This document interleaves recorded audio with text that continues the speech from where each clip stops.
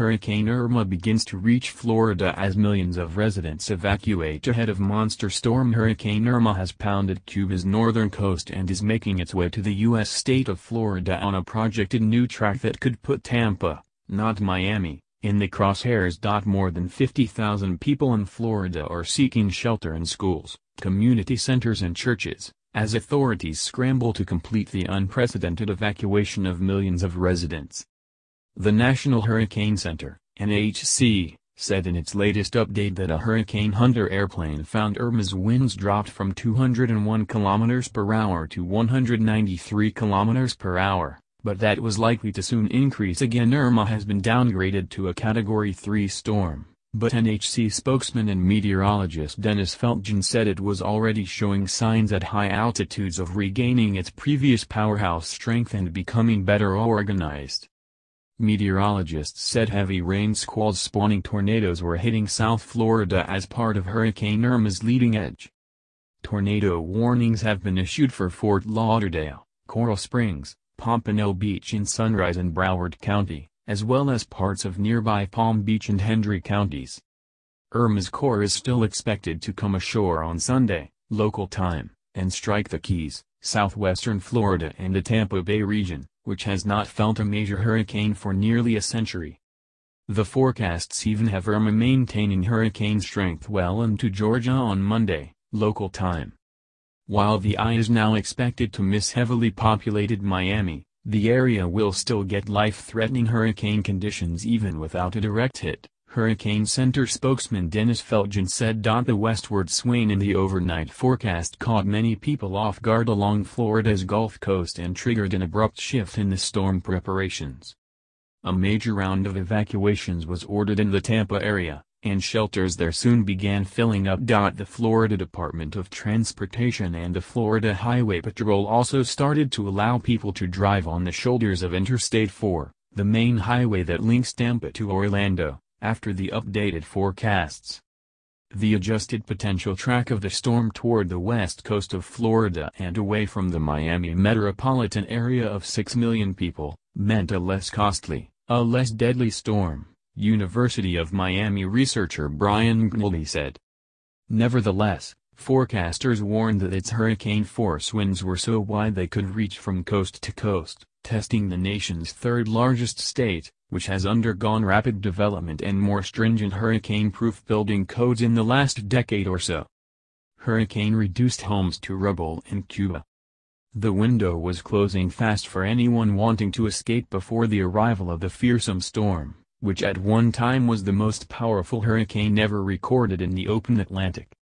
"You need to leave, not tonight, not in an hour, right now," Governor Rick Scott warned residents in Florida's evacuation zones, which encompassed a staggering 6.4 million people, or more than 1 in 4 people in the state. Governor Scott warned 25,000 people had already lost power, and said there was a threat of significant storm surge flooding. "This is your last chance to make a good decision," he said. Irma struck Cuba with 260 km/h winds early on Saturday, local time, the U.S. National Hurricane Center, NHC, said, after upgrading the storm to its most powerful classification of Category 5. The scenes along Cuba's north-central coast were gradually coming to resemble the horrors of those of other Caribbean islands over the last week. In the northern Villa Clara province, residents emerged to find their streets flooded and homes reduced to rubble. It then weakened slightly to Category 4 with maximum the sustained winds of 215 km/h, and was then also downgraded to a Category 3, but it is expected to pick up strength again as it closes in on Florida. In one of the country's largest evacuations, about 5.6 million people in Florida, more than 1/4 of the state's population, were ordered to leave, and another 540,000 were ordered out on the Georgia coast. For days, the forecast had made it look as if the Miami metropolitan area of 6 million people on Florida's Atlantic coast could get hit head-on. But that soon changed. Meteorologists predicted Irma's center would blow ashore Sunday morning in the perilously low-lying Florida Keys, then hit southwestern Florida and move north during the day, plowing into the Tampa Bay area by Monday morning, local time. Tampa has not been struck by a major hurricane since 1921, when its population was about 10,000, National Hurricane Center spokesman Dennis Felgen said. The new course threatened everything from Tampa Bay's bustling twin cities of Tampa and St. Petersburg to Naples canals and Sanibel Island's shell-filled beaches.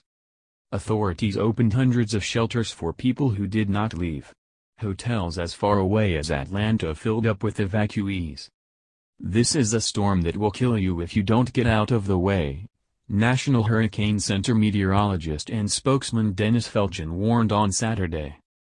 Now the area has around 3 million people. Trey Scarborough and girlfriend Leah Edmanchik left their home in Big Pine Key and fled north with her parents and 3 big dogs to stay with relatives in Orlando.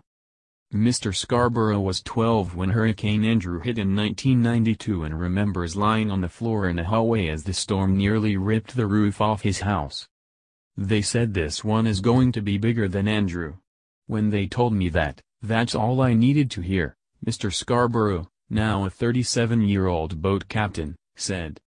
"That one tore everything apart. Their house in the Keys, on 1.8-meter stilts, has flooded before. This isn't our first rodeo. Andrew was a wicked storm. Wilma was a wicked storm. This one is going to be worse," he said.